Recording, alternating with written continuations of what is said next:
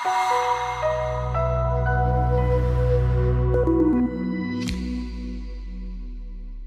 welcome to the HR European Market Neutral Monthly Update for June 2023. I'm Paul Marriage of Tolworth Investments. So this has been an interesting month where we've had some good wins and we've had one significant pain on the short book, which has caused us probably most of the month's underperformance. If we look at a macro level, the UK was probably out of favour after the CPI print surprise and the subsequent rate increase of 500 bips, and a feeling that perhaps we've got more rate increases to come. This is ostensibly bad news for the consumer, but in fact consumer-facing businesses have been reporting quite well, like Next or B&M and Primark, part of ABF, have all reported quite good numbers.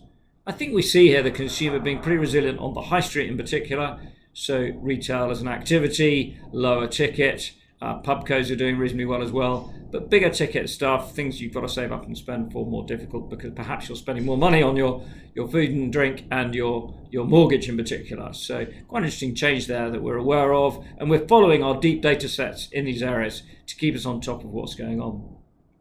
We've done really well in Games Workshop this month, computer gaming business and hobbying business, which has got a really interesting franchise development around what it can do in gaming, having been a physical game for most of its life. This has been a good long for us and reported well again this month, and we continue to see some good long-term growth there. Generally, growers have probably been quite good this month, so it's good to have one like that.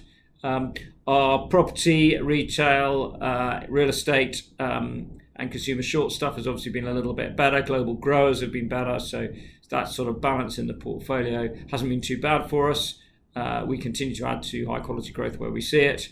And the main detractor for us this month on a stock level, and it was reasonably significant, was Carnival, the US cruise company dual listed UK-US. So evidently what's happened here is people got back onto cruise ships quicker than we thought, and US investors in particular are getting excited about this. The company needs a significant equity raise. We think this rally we've seen is probably not sustainable, but it's been relatively painful. Results were okay, and we've had a decent number of upgrades from investment banks, which I think has caused a big turnaround in the share price. We've managed the position carefully, but that hasn't been enough to really reduce the impact on the fund. We run a very balanced portfolio here. We've got deep data providing a broad range of ideas for us. It's pretty rare for a single stock to impact us, but it has done this month. If we look forward, we're getting plenty of ideas into the book. So we're pretty confident about in this changing UK market, where the UK is in different market conditions to perhaps the US and Europe. We've got some interesting opportunities. One thing is clear is that the UK market as a whole is generating more interest for people. People see it as a market that's fallen behind. And we're also even seeing more noise about government intervention to encourage investment in UK equities, which I think would be significant for us.